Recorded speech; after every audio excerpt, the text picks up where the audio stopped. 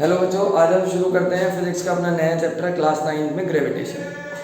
सबसे पहली बात आती है ग्रेविटेशन की।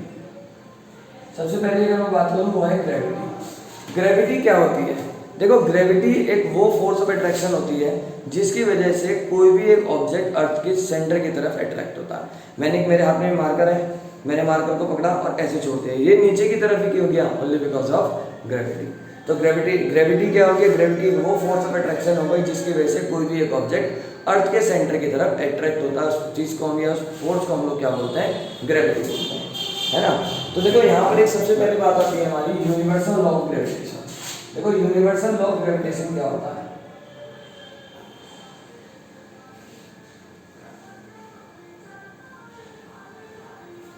यूनिवर्सल लॉ ऑफ ग्रेविटेशन ये होता है, मान लीजिए कि मेरे पास दो बॉडीज हैं। एक बॉडी तो मेरे पास ये है m1, एक बॉडी मेरे पास ये है m2। इनके बीच में जो डिस्टेंस है वो क्या है? r। तो एक बात हमेशा याद रखो कि इस यूनिवर्स के अंदर कोई भी दो ऑब्जेक्ट रखे हैं वो हमेशा एक दूसरे को अट्रैक्ट करते हैं। इस रूम में दो चेयर रखी हैं, तो अगर वो जो दो चेयर रखी हैं तो वो दोनों चेयर एक दूसरे को अट्रैक्ट कर रही होंगी। मैं हूँ या मेरे सामने ये फोन या कैमरा लगा है, तो ये क्या होगा? ये भी मेरे और इसके बीच में भी एक फोर्स ऑफ अट्रैक्शन होगी। लेकिन वो फोर्स ऑफ अट्रैक्शन इतनी कम होती है कि जिसकी वजह से हम कोई भी दो ऑब्जेक्ट एक दूसरे की तरफ खींच नहीं पाते, है ना। ऐसे ही यहाँ पर दो मास है हमारे पास, एक मास है m1 और दूसरा मास है m2। इनके बीच में डिस्टेंस r। तो जाहिर सी बात है इन दोनों बॉडीज के बीच में फोर्स ऑफ अट्रैक्शन होगी, और जो बच्चों फोर्स ऑफ अट्रैक्शन होगी वो डायरेक्टली प्रोपोर्शनल होगी किसके? प्रोडक्ट ऑफ देयर मासेस के।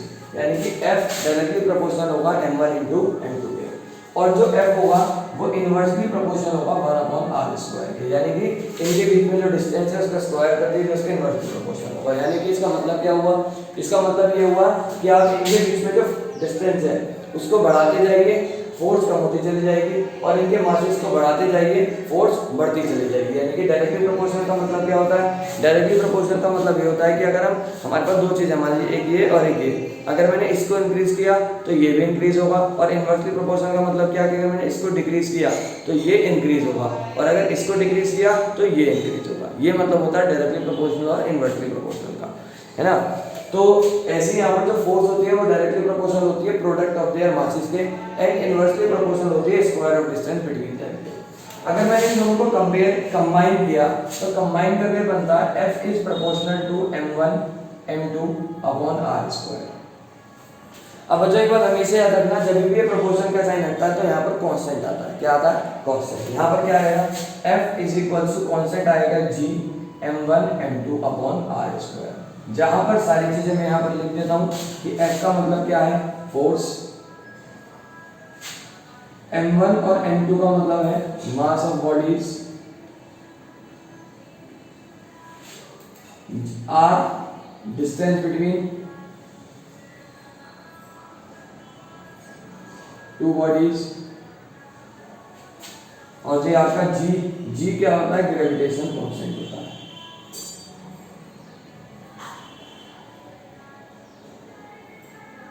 इसका नाम ही है ग्रेविटेशनल कांस्टेंट।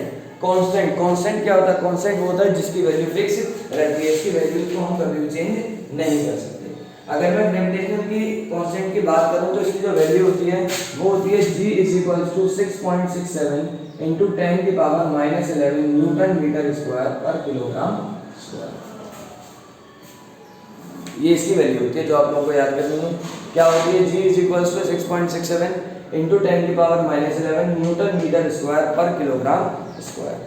अब देखो एक बात आती है यहाँ पर कि आप सब बच्चों को पता होगा कि जो फोर्स होता है, सो देख लीजिए, फोर्स होता है, फोर्स की ऐसा यूनिट क्या होती है? न्यूटन होती है। अच्छा, अभी तुम्हारे सामने एक फॉर्मूला लिखा मैंने, F is equal to g m1 m2 upon r², है ना। अब बात ये चलो g की वैल्यू तो मैंने याद कर ली, लेकिन ये कहाँ से आया? इसको कैसे फाइंड करूंगा? तो उसको फाइंड करने के लिए इस फॉर्मूले को यूज करेंगे। यहां से हम g की वैल्यू फाइंड कर लेंगे। कैसे? F r² डिवाइड से मल्टीप्लाई में चला जाएगा, m1 m2 मल्टीप्लाई से डिवाइड में आ जाएगा, is equals to capital G। तो g F फोर्स की ऐसा यूनिट क्या होती है? न्यूटन। ये डिस्टेंस की ऐसा यूनिट क्या होती है? मीटर, क्योंकि स्क्वायर होता है, क्या हो जाएगा? Metre square. अपॉन मास की क्या है? किलोग्राम। दो मास है तो क्या हो जाएगा? kg का स्क्वायर।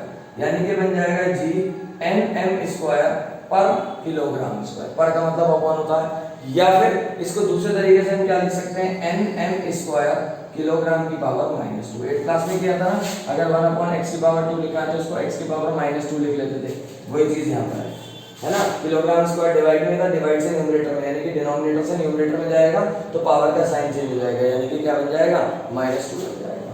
तो यही होती है हमारी universal law of gravitation. Universal law of gravitation क्या कहती है, यूनिवर्सल लॉ ऑफ ग्रेविटेशन ये कहती है कि अगर इस यूनिवर्स में जितनी भी दो बॉडीज होती है वो सब एक दूसरे को अट्रैक्ट करती हैं और साथ में एक किसी फोर्स से अट्रैक्ट करती हैं, यानी कि अगर हमारे पास कोई दो बॉडीज हैं तो उन दोनों बॉडीज के बीच में जो फोर्स ऑफ अट्रैक्शन होगा, है ना, वो किसी फोर्स के कारण होगा, और वो जो फोर्स होगा यानी कि उन दोनों बॉडीज के बीच में जो अट्रैक्शन होगा वो किसी फोर्स की वजह से होगा, और जो फोर्स होगी वो डायरेक्टली प्रोपोर्शनल होगी किसके, प्रोडक्ट ऑफ देयर मासेस के, एंड इनवर्सली प्रोपोर्शनल होगी square of distance between them. और डायरेक्टली और इनवर्सली का मीनिंग मैं वीडियो के स्टार्टिंग में आपको बता चुका हूँ, समझा चुका हूँ, है ना। अब देखते हैं आगे क्या होगा।